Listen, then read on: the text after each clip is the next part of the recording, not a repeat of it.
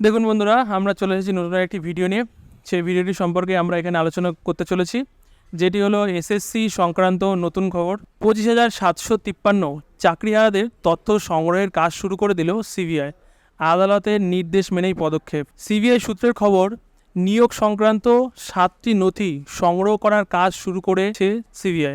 বেশ কিছু ক্ষেত্রে শিক্ষক এবং শিক্ষাকর্মীদের এই সংক্রান্ত নথি জমা দিতে বলা হয়েছে। নিয়োগ দুর্নীতিতে অভিযুক্ত হয়ে কলকাতা হাইকোর্টের নির্দেশে চাকরিহারা শিক্ষক শিক্ষিকাদের তথ্য সংগ্রহের কাজ শুরু করে দিল সিবিআই। সম্প্রতি এই সংক্রান্ত বিষয়ে উদ্যোগী হয়েছে কেন্দ্রীয় গোয়েন্দা সংস্থা। বেশ কিছু ক্ষেত্রে আবার চাকরিহারারা শিক্ষক শিক্ষিকা তথা শিক্ষাকর্মীদের তলব করা হচ্ছে বলে সিবিআই সূত্রের খবর। ইতিমধ্যে উত্তরবঙ্গের বেশ কিছু শিক্ষককে জেরাও করা হয়েছে।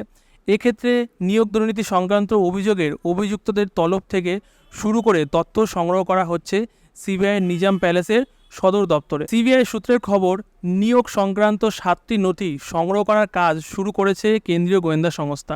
বেশ কিছু ক্ষেত্রে শিক্ষক শিক্ষাকর্মীদের এই সংক্রান্ত নথি জমা দিতে বলা হয়েছে। কিছু ক্ষেত্রে নিউজ উদ্যোগের সিবিআই এই তথ্য সংগ্রহের কাজ শুরু করেছে।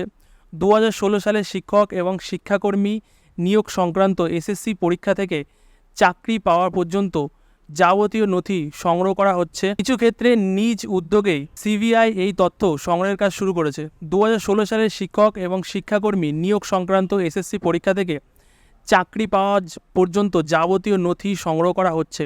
সহকারী শিক্ষক পদে চাকরি প্রার্থীদের এসএসসির তরফ থেকে দেওয়া অ্যাডমিট কার্ড সংগ্রহ করছে সিবিআই। পাশাপাশি পরীক্ষার রেজাল্ট, ইন্টারভিউ এবং শারীরিক পরীক্ষায় উত্তীর্ণ হওয়ার শংসাপত্র, চাকরির নিয়োগপত্র, পর্ষদের তরফ থেকে পাওয়া নিয়োগপত্র, জয়েনিং রিপোর্ট, ডিআইয়ের নিয়োগপত্র এবং স্কুল থেকে পাওয়া বেতনের স্টেটমেন্ট সংগ্রহ করার কাজ করছে কেন্দ্রীয় গোয়েন্দা সংস্থা। দুর্নীতির অভিযোগে 2016 সালের এসএসসি নিয়োগ প্রক্রিয়ায় পুরো প্যানেলটি বাতিল করেছে কলকাতা হাইকোর্ট।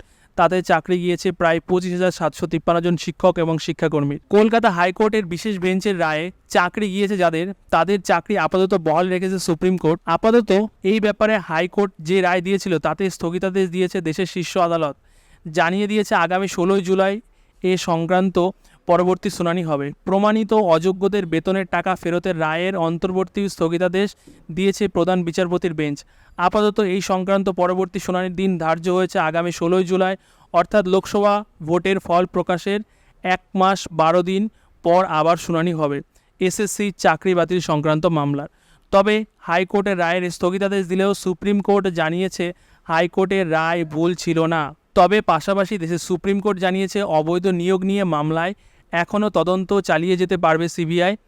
আর তাই এবার শিক্ষক এবং শিক্ষাকর্মীর নিয়োগ প্রক্রিয়া নিয়ে যাবতীয় তথ্য নথি সংগ্রহের কাজ শুরু করে দিয়েছে কেন্দ্রীয় গোয়েন্দা সংস্থা।